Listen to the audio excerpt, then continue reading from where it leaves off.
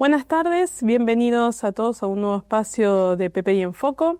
El primero que tenemos después del resultado electoral del 26 de octubre, un resultado quizás no esperado ni siquiera en los pronósticos más positivos o más optimistas, que sin dudas ha ayudado a despejar la incertidumbre política con la que habíamos o veníamos conviviendo desde hace casi poco más de 2 meses, ¿no? Ahora bien, nada de esto quita que la necesidad de un correcto y profundo análisis de la coyuntura económica financiera sea clave para cualquier toma de decisión de inversión, ¿no? Tanto desde el lado de un inversor, un individuo, como de una compañía. Y porque estamos convencidos que ese punto es realmente importante, nos damos el gusto de tener hoy invitado en este espacio a Daniel Artana. Bienvenido, Daniel. Muchísimas gracias por este ratito. No, gracias a ustedes por invitarme. Sin duda, Daniel es una voz más que autorizada para hablar y desgranar la economía argentina. Y bueno, estoy convencida que todos lo conocen, pero bueno, vale al mencionar algunos puntos destacados de su trayectoria. Daniel es licenciado en Economía, PhD en Economía en la Universidad de California. Ha escrito numerosos libros, es economista en jefe de FIEL desde fines de los 80.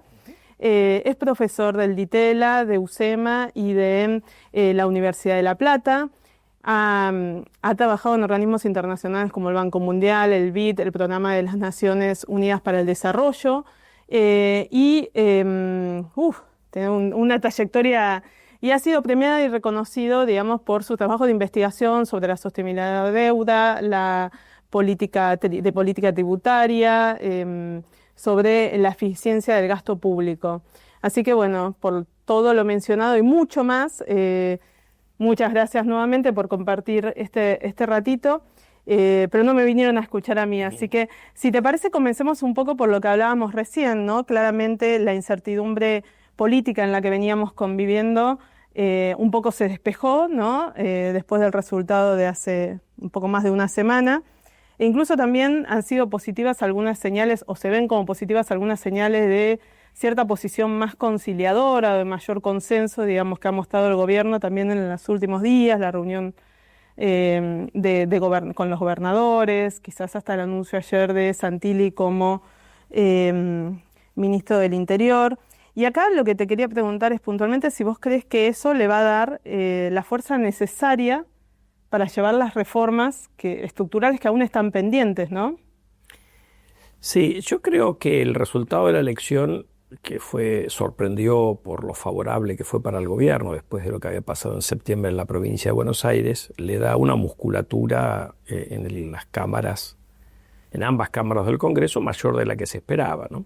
Pero en ningún caso, y eso lo sabíamos antes, aun cuando el gobierno lo hubiera ido incluso mejor en la elección, no tenía chances de tener mayoría propia. Lo que cambia es la fuerza, el poder de negociación del cual se parte en cualquier conversación con otros actores que le estaban demandando cosas que por ahí no cerraban con el equilibrio fiscal. Entonces ahora el primer test, me parece que antes de discutir reformas estructurales va a venir con el presupuesto y es muy importante que el presupuesto, independientemente que es válido discutir prioridades de gasto y de financiación, lo importante es que mantenga un superávit primario de la magnitud, por lo menos, que planteó el gobierno, que es 1,5% del PBI, nota al pie, es menor de lo que está acordado con el fondo para el año que viene, que es 2,2, ¿no? Más allá de que después siempre hay alguna posibilidad de mejorarlo en la práctica. Y yo creo que esta apertura de tratar de buscar consensos es necesario, dado que había que lograr esas mayorías para poder avanzar en esas normas. Y bueno, y ahora se juega primero con el presupuesto y después con el tema laboral y tributario. Tenemos por delante, yo diría, 3-4 meses donde va a haber, o quizás 6, donde va a haber muchas definiciones. Mi impresión es que hay un espacio para ser optimista, porque también los gobernadores tienen presiones e incentivos para acompañar al gobierno en mantener la tranquilidad macro. Cualquiera que está en una posición ejecutiva, el lío macroeconómico lo complica.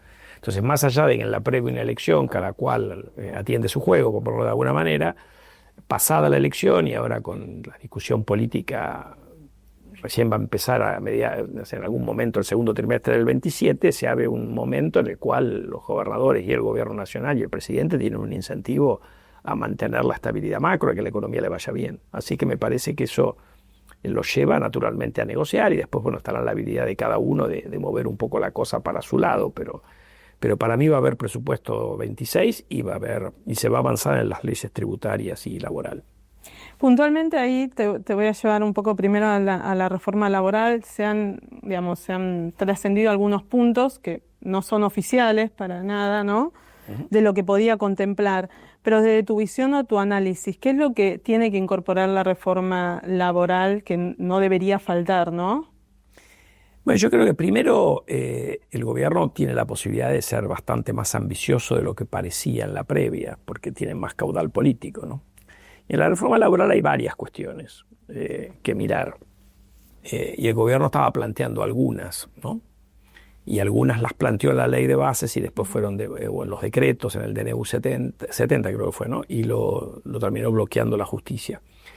Acá hay algunas cuestiones que no se hablan mucho. Argentina tiene una rigidez por donde lo mires. Esa rigidez se manifiesta en los contratos normales, donde está la negociación colectiva. El gobierno ha puesto un énfasis en tratar de flexibilizar eso regionalmente y eventualmente por empresa.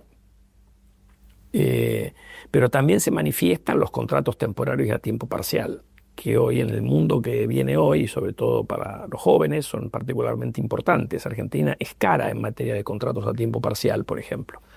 Y en contrato por tiempo determinado también, eso no lo digo yo, lo dicen las comparaciones que se hacen con los países desarrollados. La OECD establece un índice de rigidez de la cuestión laboral y ahí en estos temas a Argentina le da particularmente mal. Después está el tema de la litigiosidad, donde no se ha terminado, se han quitado multas, pero los jueces laboralistas encuentran siempre formas y los abogados laboralistas, de seguir manteniendo cosas que son por ahí demasiado onerosas. Está todo el tema asociado también de riesgos del trabajo, donde ahí tienen mucho que hacer las provincias, no solamente el gobierno nacional. Ahí algo que permita eliminar el tema de la litigiosidad es muy importante. Y hay que tener en cuenta que el régimen normal de indemnización que tiene la Argentina es ya de por sí bastante protector. Es caro en la comparación internacional. Ese mes de sueldo por año de antigüedad es relativamente alto comparado con otros países del mismo nivel de desarrollo que Argentina.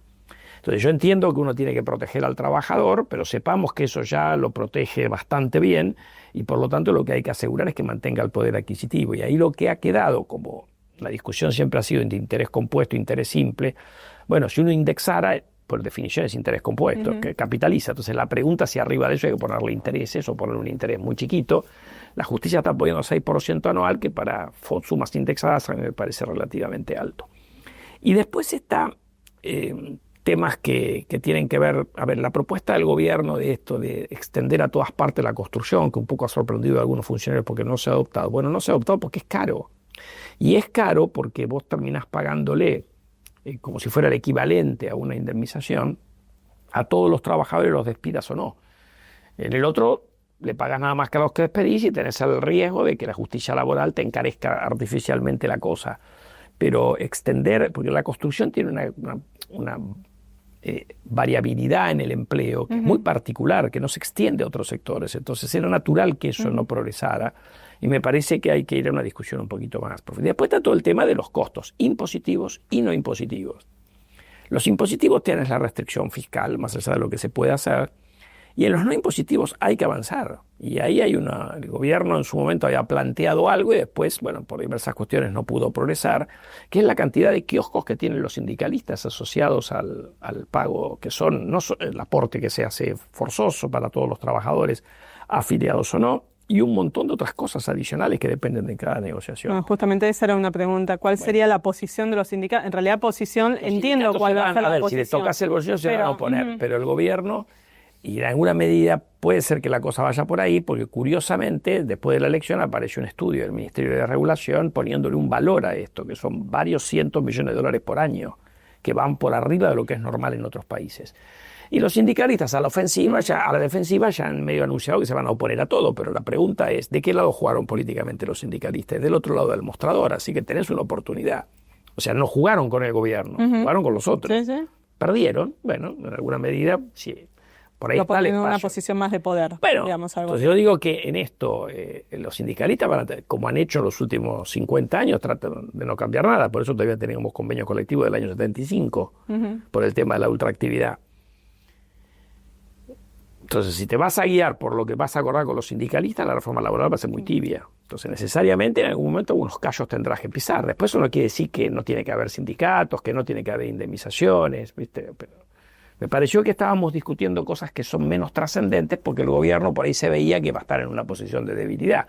Hoy está en una posición más fuerte, entonces tiene que aprovecharlo. Y te llevo a la otra reforma también, digamos, una de las claves, vos la has mencionado y recién mencionabas también el tema de los impuestos, ¿no? La reforma tributaria, ¿no?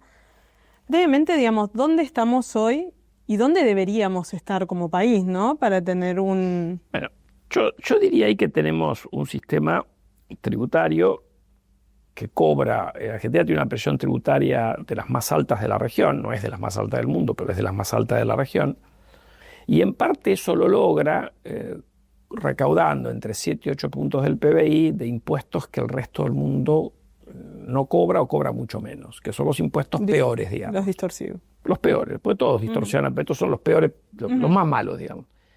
Ingresos brutos, 4 puntos del PBI, tasa de seguridad y higiene municipal, medio punto del PBI, impuesto al cheque, un poco menos de 2, retenciones, un poco menos de, bueno, alrededor de 1 y algo ahora. Y después, aranceles a la importación relativamente altos. Ahí el gobierno avanzó, redujo un poco retenciones y dejó caer el impuesto país, que con eso era más todavía. Pero esos son los impuestos que realmente afectan a la competitividad. Entonces la pregunta, como recaudan muchos, ¿cómo los reemplazás por otros que son menos malos? Y ahí debería estar el centro de la discusión. Después tenés otras cosas para hacer, tenés para, bueno, bajar gastos tributarios para poder financiar esto, hay toda una discusión con las provincias, porque buena parte en plata de esto lo reclaman los gobiernos subnacionales, provincias y municipios. Bueno, ingresos brutos, ¿no? Bueno, y las tasas municipales.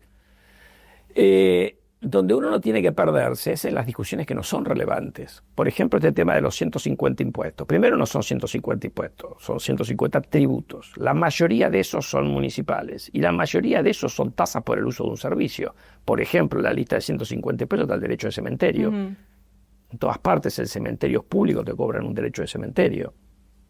¿Y eso está mal? No. ¿Afecta a la competitividad? No.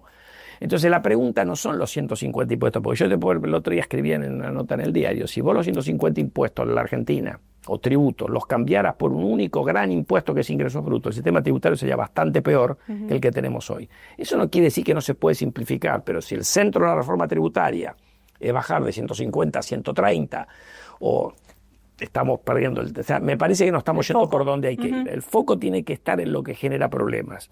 Y el problema, valga la redundancia, es que los que son más complicados recaudan mucho. Entonces lo que hay que pensar es cómo los vamos a reemplazar, cómo los vamos a sustituir, porque también lo que no es cierto es pensar que si uno baja impuestos mágicamente va a recaudar más. Eso tampoco va a ocurrir. Entonces, yo creo que la discusión de la reforma tributaria pasa por ahí. Después ha habido otras cosas que no sé, que ahora se han vuelto a mencionar, que es el IVA nacional separado de un IVA provincial. Pues eso tiene un problema. Que vos hoy en la Argentina el IVA se reparte con las provincias. ¿Ok? Entonces vos tenés un IVA, lo que pasa es que figura dentro del 21 que recauda la nación. Ese reparto entre provincias hoy castiga a la provincia de Buenos Aires. Cosa que no está bien, pero es un dato.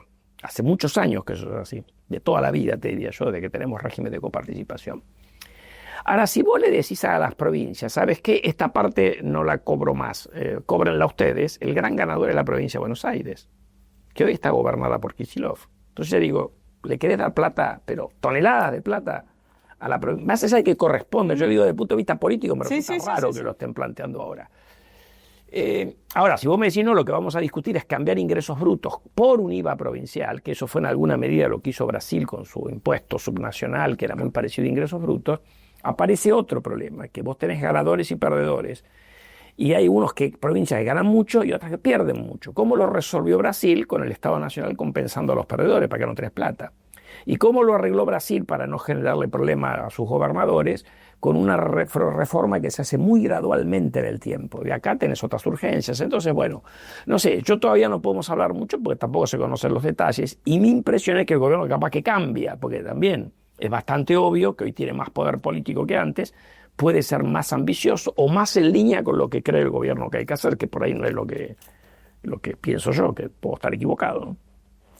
Y ahora te llevo un poco a una discusión que se ha tenido, digamos, es un debate no solo en lo político, sino también entre los propios economistas, ¿no? Que se ha abierto en el último tiempo. Es como un gobierno quizás hasta ahora muy preocupado por la macro, ¿no? Y no tanto por la micro.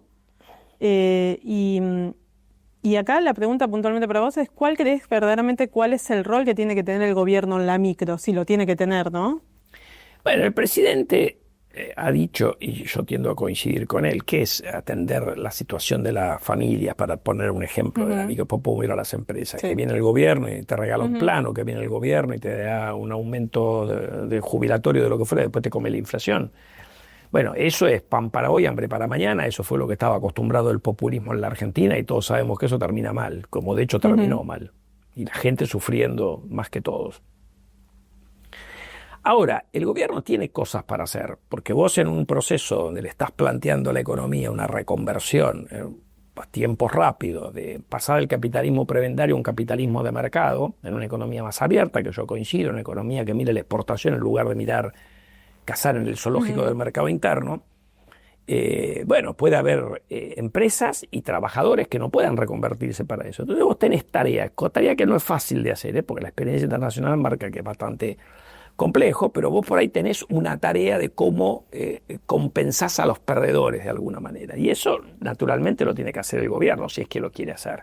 Entonces no es tirarte un salvavidas, sino decir, bueno, si yo me tengo que convertir y la macro ahora es más apretada para todos, sobre todo pensando en la gente, bueno, ¿cómo vos ayudas a esa reconversión? Vos tenés otro desafío en la Argentina de más largo plazo, que vos tenés 40% del empleo informal. Bueno, una parte de ese empleo informal por ahí se puede insertar en el empleo formal, tiene las habilidades para hacerlo, pero otra parte no, y es mucho menos productivo. Entonces hay todo un debate cómo hacerlo, y ahí la experiencia internacional es bastante compleja, porque vos tenés, no es fácil resolver eso. Entonces vos tenés que hacer desde la educación hasta training laboral, o sea, ir dándole habilidades a las personas, dándole capital humano, que no necesariamente que el tipo tiene que ir a la universidad, o sea, más allá de que por ahí tenga que ir a la universidad, pero son distintas cuestiones para cada persona. Tendrás que ver si podés hacer algo de on-the-job training. On-the-job training, claro, pero el sector privado te da una persona que no está habilitada, no tiene por qué hacerse cargo de esa diferencia. El Estado se tendrá que hacerse cargo del sueldo. Alguna vez algo de eso hicimos en la Argentina. Y bueno, tampoco funcionó muy bien, tenía un alcance bastante acotado, ¿no? Entonces es un tema para mirar. Yo me refiero, eso es lo que el gobierno de la política pública por ahí puede hacer, pero no repartir plata, porque eso sabemos que en la medida que no la tengas, terminan más inflación. Entiendo que también el resultado electoral, digamos, ya tanto de hace unos años como este, justamente marca que la gente tampoco quiere eso, ¿no? Bueno, no por eso, pero vos tenés todo un tema de los planes, por ejemplo. Bueno, los planes, cómo los trabajás en cosas que faciliten la inserción laboral de la persona. Por Argentina gasta plata en esas cosas. La pregunta es, y yo el Ministerio de Capital Humano ha hecho un montón de cosas positivas, sacó la intermediación, eso te abre el espacio como para... porque, por ejemplo, vos tomás las asignaciones por hijo u otras, las haces condicionadas. Bueno, en general la literatura te dice que sí. Y Argentina lo hace así. Vos lo condicionás a que la madre mande el chico al colegio y que lo vacune. Entonces vos vas generando cosas que te van ayudando a que el gap ese que hay entre los hijos nuestros y los hijos de la familia no se amplíe por lo menos. Pero es un tema bastante complejo ese. Yo me parece que ahí es donde los gobiernos tienen algo que hacer, ¿no? En repartir plata, que es algo que le encanta al populismo y que en realidad, como vimos, terminó muy mal, ¿no? Y ahora te llevo una pregunta infaltable, digamos, es el tema, la política cambiaria, ¿no? Claramente, bueno, hoy el gobierno, bueno, hace unas 2 semanas atrás se discutía cuánto podía el esquema de bandas, ¿no? Permanecer o no. En los últimos días el gobierno es como que, bueno, mejor dicho, Economía y Banco Central están dispuestos a mantener supuestamente el esquema de bandas. ¿Pero vos crees que el esquema de bandas es compatible con la acumulación de reservas que necesita el país? ¿O crees que debemos ir gradualmente, o como sea, a un esquema de libre flotación? Bueno, podría ser compatible por ahí eventualmente con otras bandas, ¿no? Con otro techo de la banda si fuera necesario. A ver, el sistema de bandas es una transición hacia un esquema de flotación. Hay una discusión más de fondo si Argentina puede flotar o no, pero si dejamos de lado esa discusión y aceptamos que vamos para ahí por la presión internacional, por la convicción del gobierno, por una combinación de ambas, la banda siempre fue una cosa intermedia. La pregunta es que ese paso intermedio puede llevar años, ¿no? Y puede ir cayendo naturalmente ahí, porque la lógica del esquema de bandas era que la banda se iba ampliando. Pero ¿qué pasa? El piso de la banda quedó muy abajo. Y eso fue un defecto original, ese 1.000 pesos que se iba apreciando. El gobierno por ahí pensando que iba a aterrizar ahí, bueno, que iba a hacer que en algún momento fuera más caro que Japón del Super Yen, eso no es viable. Entonces también tenés una economía real que, a ver, por ahí va a tener que acostumbrarse a un peso fuerte cuando se concreten todos los saltos de exportaciones que la Argentina tiene en el horizonte, que estás concretando algunos ya, pero todavía no estás ahí. Entonces la pregunta de la transición no parecía razonable que te fueras al piso de la banda y de hecho eso no ocurrió. Entonces acá tenés una discusión de si vas a tener que tocar el techo de la banda, primero dónde se equilibra el mercado cambiario, que hoy tampoco lo podemos saber porque hoy tenés, ¿va a salir o no el gobierno americano con los alrededor de $2.000 millones que puso? No lo sabemos. Después te viste adelantamiento de exportaciones, pero también tuviste adelantamiento de importaciones. Una dolarización récord de los argentinos de todo tipo, desde personas comprando dólares hasta empresas tomando cobertura. Bueno, todo eso va a decantar. En algún momento decantas, llevará un par de meses y te encontrarás con los flujos de oferta y demanda del mercado cambiario. Y por ahí esos flujos no están tan mal a 1.500 como dijo Caputo. La pregunta es si tenés que comprar dólares para el Banco Central, alrededor de $1.000 millones por mes, que es alrededor del 5% de las transacciones del mercado cambiario, si eso no te hace que el techo de la banda se te quede corto. Entonces, por ahí acá tenés una discusión, no inmediata, de si no tenés que subir fuerte el piso de la banda y también subir el techo. Y eso lo tenés que hacer mientras estés dentro de la banda, si es que quieren ir por ahí. La otra opción es liberar. Liberar sin reservas o con reserva neta negativa, bastante arriesgado para la gente. Y si va a flotar, ¿para qué querés reserva? Bueno, para un poquito, son todos tontos el resto de la región que flotan sucio. Bueno, ¿por qué flotan sucio? Primero porque todos los bancos centrales tratan de morigerar la volatilidad. A nadie le sirve, ¿viste? O sea, no sirve ir en contra del viento, pero morigerar. Pero la segunda cuestión es que vos tenés, que lo ha hecho popular a nuestro querido y respetado Guillermo Calvo, sudden stops. Y si vos tenés frenazos a la entrada de capitales por razones internacionales, que ha pasado en la crisis de 2009, y tenés una obligación negociable que dio la casualidad que vence de una empresa por $1.000 millones, ¿qué hace? ¿La mandás a default? Porque ¿qué hacen los países? La empresa se da vuelta, va y le compra al Banco Central. Alguien te tiene que proveer los dólares si hay un sudden stop. Bueno, entonces tenés que tener algún seguro anticrisis.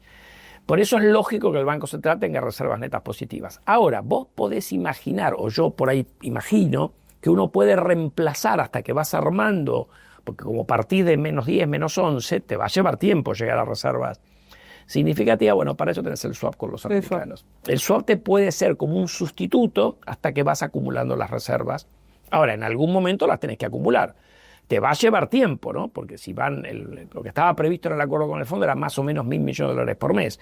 Para ir a un número de 10, 15.000 positivas, ya llegaste al final de la gestión del presidente. El primer mandato, si querés.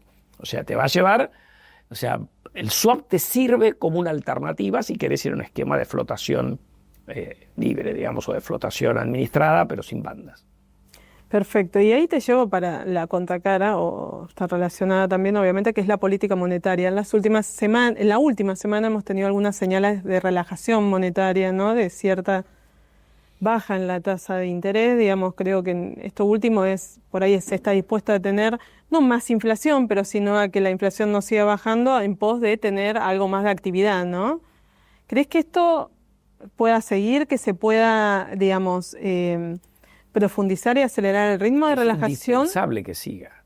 Vos tuviste acá, por diversas razones, llegaste a la elección peleando, entre otras razones, con tasa para que el dólar se mantenga dentro de la banda. Y para eso fuiste a tasas extravagantes. Esas tasas extravagantes, en un país que tiene poco crédito al sector privado, afectan la actividad. Afectan la actividad, afectan la cadena de pagos. Una empresa que le piden 120% para un adelanto en cuenta corriente, antes de aceptar esa tasa se da vuelta y empieza a apretar a toda su cadena de distribución y y de proveedores y le va pateando el problema a empresas más chicas, digamos. Entonces, si las tasas de interés no ceden, hay algo que no está bien en el programa. Por eso, afortunadamente, le empezó a ceder. No se van a. Yo, para tomar una regla de pulgar, vos tenés que volver a la Batlar que había y a la tasa de adelantos que había previo a mediados de julio, cuando empezó esta pelea de primero por el desarme de las LEF y después para pelear que el dólar se mantenga dentro de la banda vía tasa. Eso se tiene que acabar. En aquel momento la Batlar estaba alrededor de 30, el adelanto cuando estaba alrededor de 40. Tenés que volver ahí, porque la inflación va a ser en los próximos meses más o menos parecida a la que había ahí. Y está yendo para ahí. No vas a ir en forma inmediata, porque yo entiendo que el Banco Central, como es difícil también estimar la demanda de dinero, lo haga cautelosamente, pero han dado señales de que quieren ir hacia ahí, y eso me parece que es bienvenido. Y eso, cuanto antes se normalice, mejor. Pero otra vez, ahí tenés un número que hacia ahí tenemos que llegar. Y digo, en semanas, no meses. Ah, perfecto. Es una cosa, a ver, 6 meses con tasas de interés extravagantes, porque esas tasas ya eran altas en términos reales. Y vos tenés que ir también a rendimientos en la curva en ser soberana, también normales, no podés tener 2 dígitos, porque eso te afecta en algún momento la sostenibilidad de la deuda. Entonces, tenés que converger a tasas de interés reales que son positivas, pero que sean razonables, entre comillas. Y ahí te llevo justamente, vos lo decías recién, hablaste de deuda y prometo que ya son 3 preguntas y te libero. ¿Crees que Argentina puede volver a los mercados internacionales en los próximos meses? Ahí algunos hablan personalmente creo que diciembre es muy rápido, ¿no? Pero digo, de principios del año que viene o... Yo creo que es perfectamente posible. O sea, vos has tenido una corrección por el tema político que te puso en 650 de riesgo. Hace falta unos 200, 250 puntos más de baja. Yo creo que hay dudas respecto de... O sea, porque ¿por qué no aterrizó? Esto también te marca que hubo una mejora impresionante en los activos, pero no estás en los niveles que necesitas para haber cruzado el río, digamos. Exactamente. Entonces, para eso te falta un poco más. ¿Y qué te falta un poco más? Bueno, yo creo que te falta mostrar apoyo en las reformas estructurales, te falta que el gobierno corrija algunos errores desde el punto de vista político y también por ahí de gestión de la política económica. Bueno, eso yo creo que está disponible. Y tampoco, o sea, eso deberíamos tener la posibilidad de acceder a los mercados, si esto va bien, que yo creo que es lo más probable, a principios del año que viene. Perfecto. Y bueno, me quedan 2 nada más y las voy a tratar de aprovechar. Una es, Argentina, digamos, obviamente tiene una actividad estancada desde hace más de 15 años, casi más de 2 décadas, ¿no? Si me tuvieras que definir, digamos, brevemente, digamos, cómo romper esta dinámica y cómo salir, cuáles van a ser los motores de crecimiento y qué se necesita, ¿no? Bueno, primero, estabilizando la macro, uno tiene una oportunidad de empezar a crecer a tasas bajas, pero crecer, de abandonar el estancamiento. Eso pasó con Brasil y pasó con otros países, digamos. La macro ordenada ayuda, ¿ok? Esa es la primera cuestión. Entonces, eso, si la macro se termina de ordenar, la economía tiene chance de crecer. De hecho, nosotros hemos subido nuestra proyección para el año que viene a 3 y pico, porque vos además en la coyuntura tenías una economía súper apretada, es como una pelota, vos la apretaste por el riesgo y por la tasa de interés, ahora lo vas normalizando, eso debería ayudarte. No lo vamos a ver ahora porque tenés tu rezago, pero deberíamos tener el resultado electoral que influyó en las variables financieras, te debería ayudar a tener un primer semestre mucho mejor del que hubiéramos tenido si eso no hubiera ocurrido en materia de actividad. Ahora, crecimiento es otra cosa. Crecimiento es que puedas repetir eso. Bueno, y eso yo creo que si la macro se mantiene ordenada, bueno, podés crecer 2-3% por año, que es bastante más de lo que hemos crecido en los últimos años. Ahora, para ir arriba de eso, se necesita más inversión de la que tenemos ahora y se necesita más productividad. Y ahí aparecen las reformas, tenés una transición, pero la experiencia muestra que una economía más abierta hace ganancia de productividad. Eso pasó con Brasil en los 90, pero después te aparecen otras cuestiones que son más complejas, que algo mencionamos antes, que todo el tema de la informalidad laboral y empresaria que tienen los países de la región, Argentina en particular, que normalmente está reñido con la productividad. Entonces ahí tenés todo un tema, que no hay un manual fácil, de cómo vos vas haciendo que toda la economía se vuelva más productiva, no solamente el sector, digamos, más formal y que tiene categoría internacional. Ahora, vos tenés además sectores que te van a ayudar, que te van a hacer un cambio en los problemas macro que ha tenido Argentina y que te van a ayudar también. Por ejemplo, vos, el boom energético le permite a la Argentina no solamente tener un sector exportable importante, sino también tener una ventaja respecto de tus competidores en un precio de la energía bajo de mercado, como fue en los 90. Y eso hace que vos empezás a tener industrias energía intensivas que tienen a la Argentina como una oportunidad, porque es más barato que ponerte, qué sé yo, en Brasil, que importa energía. ¿Ok? Entonces, empiezan a abrirse, hay oportunidades que empiezan a ir más allá del sector. Esto es energía, minería, economía del conocimiento. Bueno, no, para un poquito, hay mucho más que eso, porque si yo tengo una energía que es barata, eso me ayuda en otros sectores. Tenés oportunidades en otros sectores como el turismo, gigantes, en la medida que vos desregular la actividad comercial, en la medida que el mundo te baja las barreras. El acuerdo para bajar 6 horas un viaje a China es extremadamente importante, porque vos tenés 200 millones de chinos de alto poder adquisitivo que viajan por todo el mundo y acá vienen muy poquitos de esos, porque quedamos lejos, porque por lo que fuere, porque todavía hace falta visa, qué sé yo. Hay un montón de cosas chiquitas que uno puede hacer para ir generando oportunidades en otros sectores que van más allá de estos que todo el mundo habla y que son además tremendamente importantes, ¿no?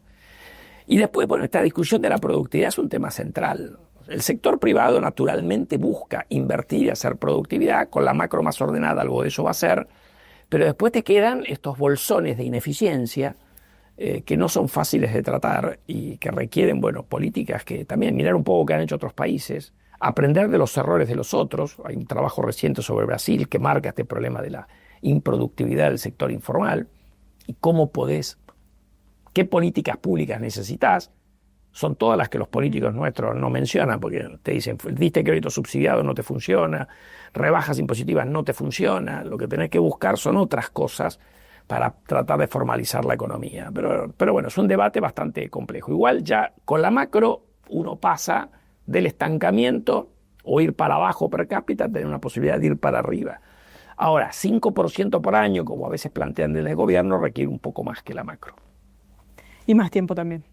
Y más tiempo también, más allá de que después en el corto plazo, como vos tenés para hacer mucho catch-up acá, además hay ciertas cosas que por ahí, en los 90, que nosotros veníamos de varias décadas, un par de décadas de muy baja inversión, cuando se hicieron las privatizaciones, de repente Argentina hizo un salto tecnológico que le permitió en algunos sectores estar en la frontera del mundo. Argentina, en algún momento de los 90, tenía un sistema telefónico tradicional más moderno que el de Alemania. ¿Por qué? Porque en un país normal la gente va renovando gradualmente. Acá teníamos un sistema que no servía para nada y de repente le pusiste la última tecnología disponible. El salto fue fenomenal. Bueno, acá algo puede pasar. Lo que pasa es que necesitas, como todo lo que tiene que ver con infraestructura, el populismo generó un enorme daño porque manoteó los contratos. Entonces vos tenés que dar certeza regulatoria y además para invertir necesitas un costo del capital razonable. Ahí la macro te puede ayudar. Pero todavía hoy, a pesar de que las compañías nuestras traidean adentro del soberano, el costo de financiamiento de las inversiones en la Argentina es mucho más caro que en otros países, donde vos en infraestructura se financian a tasa de interés, que por eso es la mitad de la... O sea, ¿cuál es el WACC de infraestructura en Chile? Y no sé si la mitad, pero es bastante menos que acá. Y vos acá necesitas mucha inversión en capital. Entonces el sector privado tiene un rol, pero también tiene que ir consolidándose la macro para que el inversor esté indiferente, porque tiene menos riesgo en tener, no sé, un rendimiento que en vez de 15 en dólares, por ahí sea 10 en dólares. ¿Me entendés? Entonces eso también te ayuda a que tengas más rápido las inversiones que se necesitan. Bueno, Daniel, ya te dejo, pero una última. ¿Sos optimista con Argentina? Sí, soy optimista. Yo creo que si uno abandona esa tentación que hemos tenido del arreglo rápido, de irnos con el populismo, de pensar en el cortísimo plazo, el país tiene enormes oportunidades, porque nosotros tenemos una gran riqueza en muchas cosas que el mundo necesita, desde alimentos, energía, litio, cobre, qué sé yo, un montón de cosas que hoy el mundo necesita. Tenemos enormes oportunidades en otros sectores. Este es un país, y con lo que hablábamos recién de la macro, ¿cuántos unicornios tiene la Argentina? Es una rareza. Porque vos normalmente en un país fracasado económicamente como este, debería todos, y sin embargo tuviste gente que fue capaz de armar varias empresas de escala o respetables a nivel internacional. en fin, tenés una gran oportunidad. Nosotros hemos sido especialistas en desperdiciar esas oportunidades. Bueno, ahora se abre un espacio una vez más de optimismo. Si no caemos otra vez en la tentación del populismo de corto plazo, yo soy muy optimista con la Argentina. Muchísimas gracias, Daniel. Un placer compartir tu análisis. Gracias por venir. Muchísimas gracias.